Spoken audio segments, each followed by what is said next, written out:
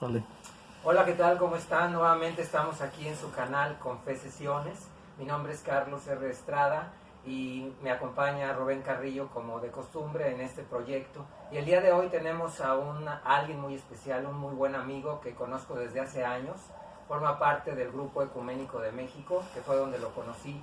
Y además fue párroco de la parroquia de San Jorge, anglicana, que está en San Ángel. Él, por supuesto, es un sacerdote anglicano y por eso nos parece muy interesante platicar con él. La primera pregunta que yo quisiera hacerte, Fernando, es Fernando Montes de Oca, es primero, ¿qué es la iglesia anglicana? Porque obviamente quienes nos están viendo no conocen. Y segunda, en un resumen, ¿por qué se separó la iglesia anglicana de la iglesia católica? Okay. Bueno, la iglesia anglicana es la iglesia católica como se desarrolló en Inglaterra. En un principio la región, lo que conocemos ahora como Inglaterra, sabemos que es una isla. Entonces estaba aislada de los acontecimientos del continente. No se sabe exactamente quién llevó el evangelio a las Islas Británicas. Hay una versión por ahí que dice que pudo haber sido San Pablo en uno de sus viajes misioneros, que es cosa poco probable. Lo más probable es que haya sido, otros dicen que es San José de Arimatea, el que donó la tumba para enterrar al Señor, que también es muy poco probable. Lo más probable es que hayan sido algunos soldados romanos que habían sido convertidos al cristianismo por San Pablo. Y cuando fueron enviados a las legiones allá que enviaban, llevaron el evangelio y empezaron a cristianizar las islas allá. Así que por ser una región separada del continente, tuvieron su propio desarrollo. Es decir, la iglesia en Inglaterra siguió teniendo esa vivencia de lo que era la iglesia primitiva. Llevaban las tradiciones pues prácticamente como se empezaron a llevar los primeros días del cristianismo. Cuando toda la estructura en el continente se desarrolló, también se desarrolló de una manera mucho más sencilla en las Islas Británicas y tenían el servicio en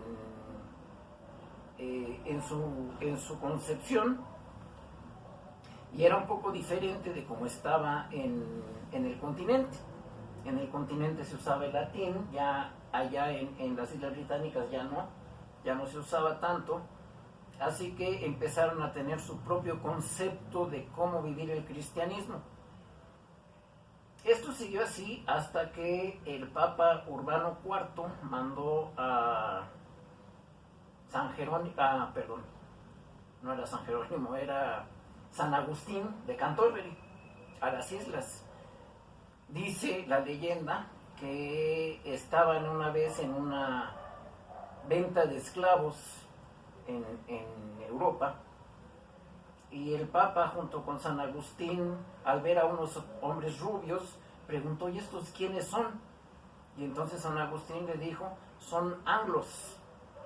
Y el Papa dijo: pues van a ser ángelos. Y entonces envió a San Agustín como misionero para evangelizar las Islas Británicas. Pero sucede que cuando llega San Agustín se da cuenta que ya las islas están evangelizadas, que ya está la iglesia estructurada, hay obispos, ya hay una estructura bien hecha. Inclusive hay un dato ahí que en el concilio de Arles, en el año 313, ya asistieron 3 obispos ingleses. O sea que esto viene de mucho tiempo atrás. Cuando San Agustín le manda al Papa la información de que ya las islas están evangelizadas, dice: ¿y ahora qué hago? Entonces simplemente San Agustín viene siendo un puente entre el continente y las Islas Británicas. Fíjate lo que hacen, y iba mandando algunas indicaciones, y poco a poco la tradición del continente se fue imponiendo sobre las tradiciones que tenían en las islas. Las islas, por decir, bueno, pues somos una iglesia, somos una sola, tenemos que acatar las instrucciones que mandan para poder ser parte de la iglesia. Y así estuvieron viviendo durante muchos años. Había tensiones, había conflictos, sobre todo por intereses políticos. ¿Por qué? Porque en esos años la riqueza de un país no se medía por la cantidad de oro que tuvieran o por la cantidad de metales preciosos, sino se medía a través de la productividad de la tierra. Cuanto más tierras productivas tenían los países, eran más ricos. Y sucede que en Inglaterra las principales posesiones pertenecían a la iglesia. Varias veces los reyes trataron de dejar de enviar el dinero a Roma y poderse ellos quedar con el dinero y usarlo. Pues ya sabemos de qué manera, ¿no? Afecta el dinero a la gente. Y dentro de estas tensiones vivieron muchos años hasta que llegó el famosísimo Enrique VIII. Normalmente se piensa, y los libros de historia así lo marcan, pero yo creo que son influenciados equivocadamente. Los libros de historia dicen que Enrique VIII se quiso casar con otra mujer, que no era, aparte de su esposa, que se quiso divorciar y casarse nuevamente, y como el Papa no le daba el divorcio, entonces Enrique dijo, pues yo fundo mi iglesia y ya no tengo nada que ver. Pero realmente no fue así. Lo que sucedió fue que efectivamente Enrique estaba casado con Catalina de Aragón, que era la viuda de su hermano. Y como no podía tener hijos varones que heredaran el trono, pensaba que Dios lo estaba castigando por estar casado con su cuñada.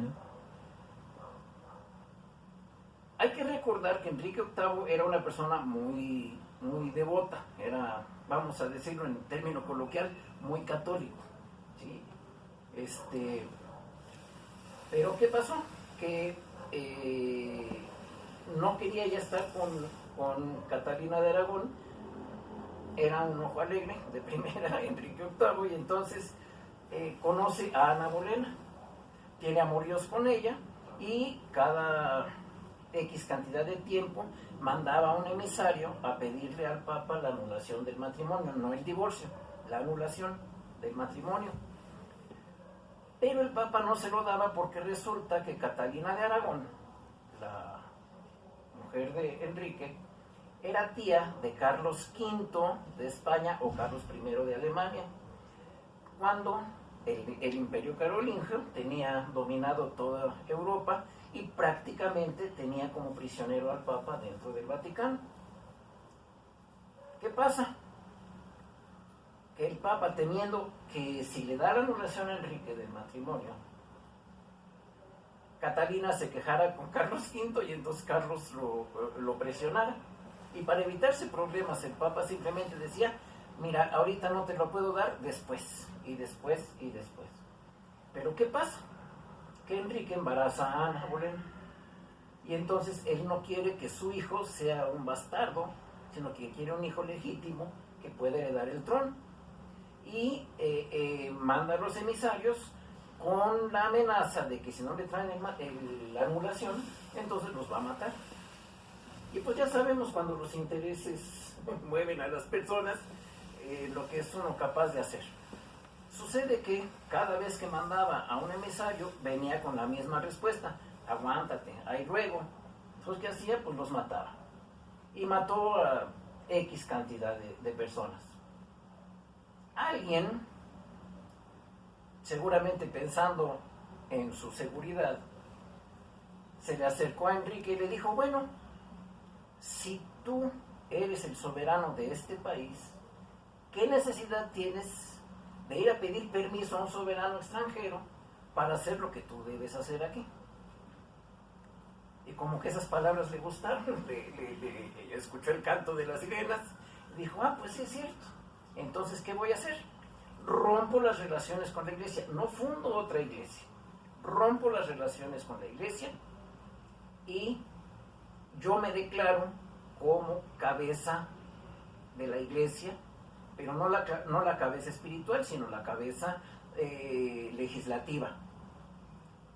vamos a entender, no en la misma capacidad que el Papa es la cabeza de la Iglesia de Roma, sino se declara como cabeza de la Iglesia simplemente para que ningún clérigo, ningún obispo le pueda recriminar algo y entonces puede poder estar con su conciencia en paz.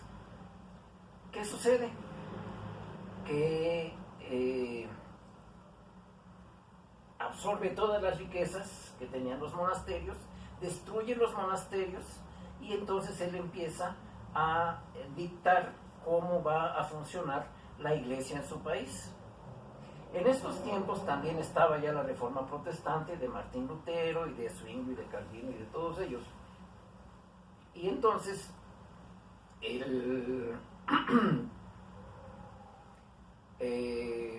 Enrique, antes de separar la iglesia, declara vamos a decir, hace un decreto en el que dice que las ideas de Martín Lutero no deben permear en la Iglesia de Inglaterra. Defiende la fe católica y entonces el Papa le da a Enrique el título de defensor de la fe. Título con el que murió Enrique, nunca se le quitó ese título, a pesar de todo lo que hizo. Viene Enrique y entonces dice, bueno, vamos a necesitar un arzobispo. ¿Cómo lo vamos a hacer?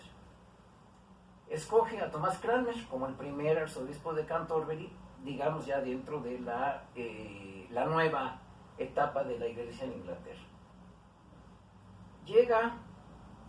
Empieza a escribir un libro que le llamamos, o él le llamó en su momento y nosotros le seguimos llamando, el libro de oración común, que es un libro que simplifica todo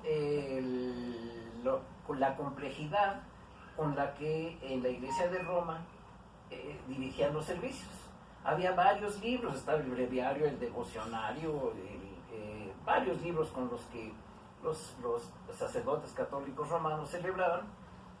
Se usaba el latín, que ya no estaba tan de uso, y entonces era muy complicado. Muchas veces los sacerdotes mismos no sabían lo que estaban diciendo.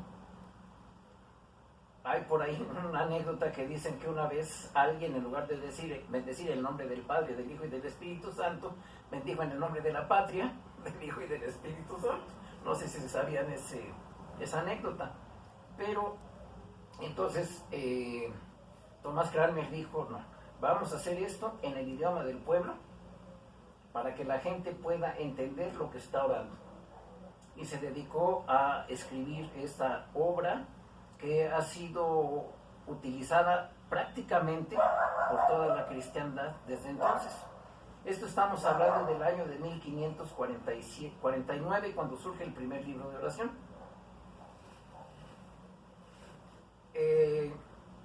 A la muerte de Enrique VIII, quien viene Eduardo, hijo de Enrique, que también continuó con la tradición del libro de oración. La iglesia en Inglaterra es la iglesia del pueblo, es una iglesia nacionalista, no es una iglesia como el caso en los demás países, que es la iglesia católica que tiene injerencia en los asuntos políticos. Aquí es al revés.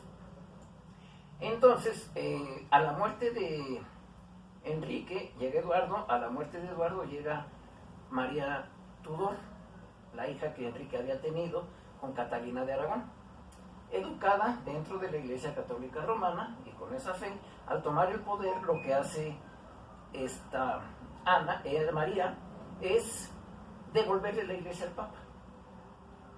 Otra vez, manda quemar todos los libros que había en inglés, manda quemar las Biblias que estaban traducidas, obliga a la gente por la fuerza a volver a la tradición de la Iglesia Católica Romana, y la gente pues no lo toma bien porque ya se habían acostumbrado, y como era fuerza, quien no hiciera eso pues era decapitado. Entonces se le puso el apodo de, en inglés, Bloody Mary, o en español, María la Sanguinaria. Vamos aquí a hacer una pausa. Si Enrique hubiera fundado una iglesia, al devolverle a Ana la iglesia al Papa, ahí se hubiera acabado. lo que quiere decir que Enrique no fundó nada. La Iglesia Anglicana no está dividida por motivos de teología o por motivos de liturgia con la Iglesia de Roma. Si tú has asistido alguna vez a nuestros servicios, si algún día tú asistes, te darás cuenta que es muy, muy similar. Hay algunos cambios pequeños, pero prácticamente son, digo, para alguien que no sea muy fijado ni se da cuenta, ¿no? Entonces, la separación que viene de Roma actual, que tenemos actualmente con la Iglesia de Roma, viene de Isabel II. ¿Qué es lo que pasa? Como con Isabel no hay Isabel I, perdón. Como con Isabel no hay un argumento muy fuerte que digan, pues por eso esta iglesia no vale, o está mal, es herética, o como sea. Por eso la Iglesia de Roma ha utilizado su poder y ha permeado la idea de que fue Enrique VIII. Cuando mis hijos iban a la escuela, obviamente se toca el tema de la historia universal y se toca el tema de la Iglesia en Inglaterra. Y varias veces en el examen que tenían que presentar, ¿quién fundó la Iglesia en Inglaterra? Pues mi hija contestó lo correcto, que no fue Enrique VIII. Bueno, se peleó con el director de la escuela, tuve que ir yo a explicar todo esto que les acabo de decir, pero dice, bueno, pero en la historia dice esto. Pues sí, pero no es la verdad, no es la verdad verdadera, vamos a decirlo así. Isabel entonces es la que determina que la separación definitiva de la Iglesia de Roma, vuelve a permitir que todo se haga en inglés, y desde entonces somos dos iglesias diferentes. Reconocemos al Papa solamente como el obispo de Roma, que es uno de sus títulos, y nada más. No tiene injerencia en los asuntos en la iglesia en Inglaterra, pero la iglesia británica, porque como ustedes saben también hay iglesia católica romana en Inglaterra, y obviamente pues están bajo la autoridad papal. Bueno, pues en esta historia y lo que previamente nos comentabas antes de iniciar esta entrevista, padre, no hay ningún impedimento, ningún obstáculo en el que hasta padecemos las mismas situaciones ustedes como anglicanos y los sacerdotes romanos, católicos romanos, padecen la misma situación hoy con la pandemia. Estar a la distancia, predicando, como dijo, a las bancas, Sí. aunque el público está atrás de la cámara, ¿no? ¿Qué sensación o qué acción pudiera implementarse como católicos, ambas vertientes católicas? ¿Qué pudiera hacerse mejor? Porque pareciera que no va a tener un tiempo corto esto.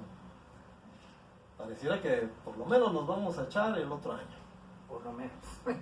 Sí. Menos. Y recordando la gripe española que 3-4 años duró. Hoy el adelanto es distinto, pero ¿cómo pudiéramos hacer algo mejor para nuestros fieles? Que impregnara mejor la predicación de usted, la predicación de un católico, y que nos ayudara a cohesionar aquello que dijo que no es una iglesia distinta, somos una iglesia emanada del mismo, ahora sí que del mismo embrión, Sí. pero que tiene sus divergencias, ¿no? Pero en esencia seguimos siendo ambos católicos, ¿verdad? ¿Cómo pudiéramos compaginar en este tiempo algo que nos ayudara a ambas iglesias?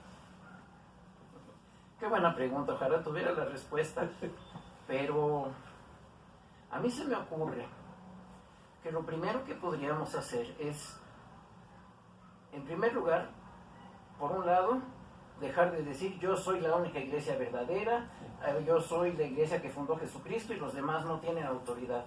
Y desgraciadamente eso lo escucho cada vez más por parte de los sacerdotes católicos romanos. Por parte de los pastores evangélicos, igual.